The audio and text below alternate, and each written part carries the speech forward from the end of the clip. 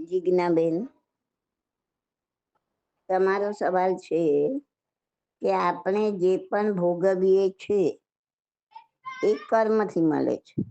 સુખ મળ્યું એ પણ આપણા કર્મ, અને દુઃખ આવે એ પણ આપણા કર્મ. તો પછી આમાં ભગવાનનો રોલ શું છે? મારે મારા દીકરાને આનો જવાબ આપવો છે, પણ મને સમજાવતા નથી આવડતું. મને સમજાવો. ઓકે બેન, ઓકે. જો પેલા આપણે ભગવાન કોને માનીએ છીએ? કોણ છે ભગવાન? જે આત્માએ પોતાના ઉપર લાગેલા કર્મને નિર્જરીને સંપૂર્ણપણે કર્મથી મુક્ત થયો, જે પણ આત્મા સંપૂર્ણપણે કર્મથી મુક્ત થયો, એ આત્મા એ જ આપણા માટે સિદ્ધ ભગવંત છે. એ જ આપણા ભગવાન છે. એને જ આપણે ભગવાન માનીએ છીએ. તો આમાં ભગવાનનો રોલ શું છે? આપણો આત્મા અત્યારે કર્મથી લેપાયેલો છે. જ્યારે આપણો આત્મા પર એક પણ કર્મ નહીં રહે, નહીં પાપ કર્મ, નહીં પુણ્ય કર્મ, નહીં શુભ કર્મ, નહીં અશુભ કર્મ, એક પણ નહીં રહે, સંપૂર્ણપણે નિર્જરી જશે. તો આપણો આત્મા પણ શું બની જશે? પરમાત્મા, ભગવાન. આ જ ભગવાન છે, કોઈ નવા ભગવાન નથી. જેને પોતાનો આત્માને શુદ્ધ કર્યો, એ બધા ભગવાનના સ્થાનમાં સ્થાપિત થયા. એને આપણે ભગવાન નામ આપ્યું, એને આપણે સિદ્ધ નામ આપ્યું. અને જે પોતે શુદ્ધ થઈને પાછો ધર્મ પણ પ્રવર્તાવ્યો, તીર્થની સ્થાપના કરી, તો એને આપણે તીર્થંકર નામ આપ્યું. પણ તીર્થંકર પર નિર્વાણ પામીને સિદ્ધ ભગવાન જ બનશે. તો હવે તમને ખ્યાલ આવી ગયો હશે કે આપણો આત્મા જ પરમાત્મા છે. આપણા આત્માએ જ બહિર્મુખી થઈને, પાપોમાં લેપાઈને પોતાના ઉપર જ કર્મનો ઢગલો કર્યો છે. એ કર્મનો ઢગલો પણ એ પોતે જ દૂર કરી શકે છે, બીજું કોઈ નહીં. તો એ કર્મના ઢગલાને નિર્જરવો, એક પ્રતરને ઉદીરણામાં લાવીને એને નિર્જરવી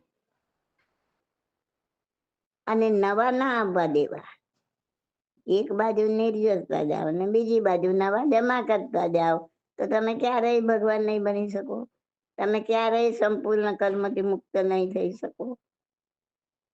એના માટે આ મહેનત કરવાની. ભગવાને 12 સાડા 12 વર્ષ જંગલમાં જઈને આ જ મહેનત કરી છે. આગલા ભવોમાં કેટલા ઢગલા કરીને ભરીને લાવ્યા હતા, એ બધા નિર્જર્યા. એક કરીને એમને નિર્જર. એમની પાસે ઢગલો ઘણો બધો હતો, સાડા 12 વર્ષ લાગ્યા. જેનો જેવો સંગ્રહ ઓછો હશે, પહેલા ઘણું બધું નિર્જરીને આવ્યા હશે, અથવા તો બહુ જમા કર્યું જ નહીં હોય, તો એ જલ્દી છૂટી જશે. તો જૂનું નિર્જરવાનું એ ભગવાનનો રોલ. ભગવાન એટલે આપણા આત્મા.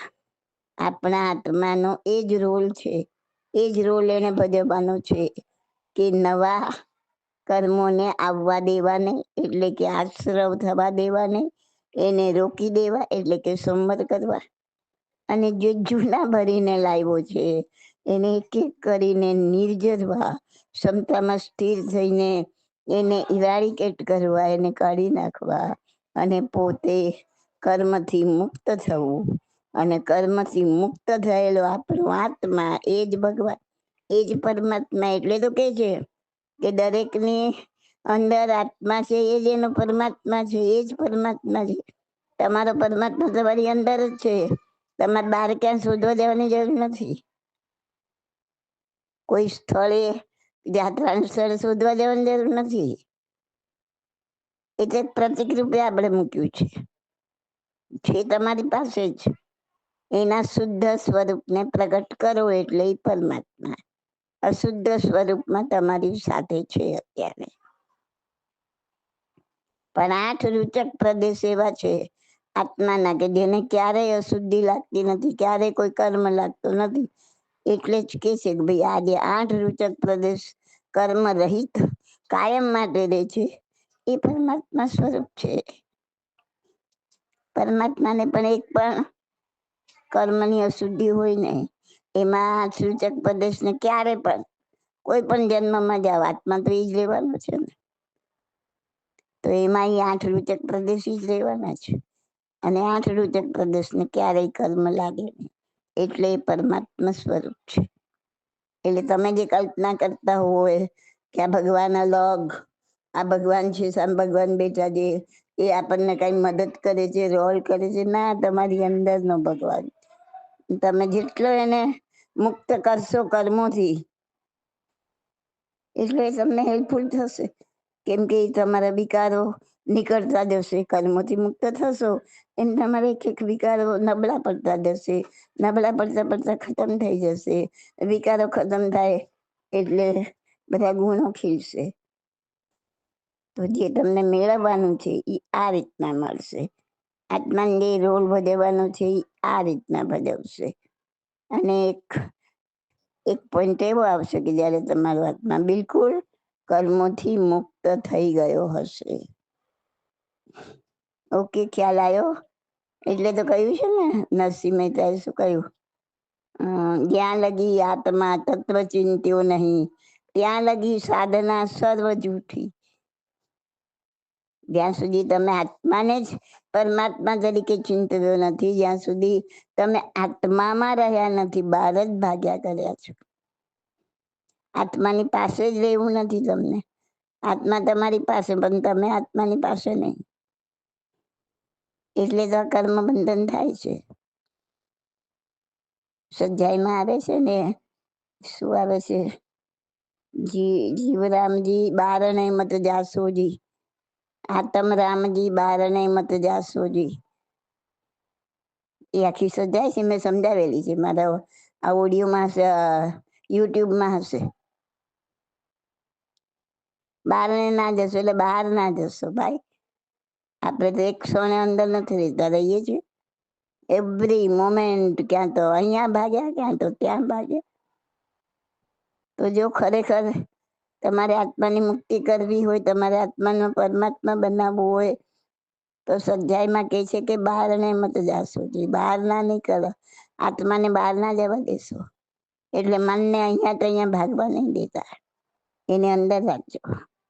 એટલા માટે મૌન રાખવાનું છે, એટલા માટે કાયાને સ્થિર કરવાનું છે, એટલા માટે કૌશક કરવાનું. કૌશકમાં સ્થિરતા લાવવાની છે, મનની સ્થિરતા લાવવાની. જે કરવાનું છે એ કરતા નથી ને ડિસ્કશન એટલું બધું જેની કોઈ લિમિટ નથી. અંતે એમાં થોડું ઘણું પુણ્ય અને વધારે પાપ બાંધીને અહીંથી પોટલા બાંધીને રવાના. તો આપણે હવે આ જન્મમાં એવું કરવું નથી. આ જન્મમાં આપણે મુક્ત થવાનો જ પ્રયત્ન કરવો છે. એટલું ડિસાઈડ કરી લો. Okay, this audio is by Subodhi Masaliya.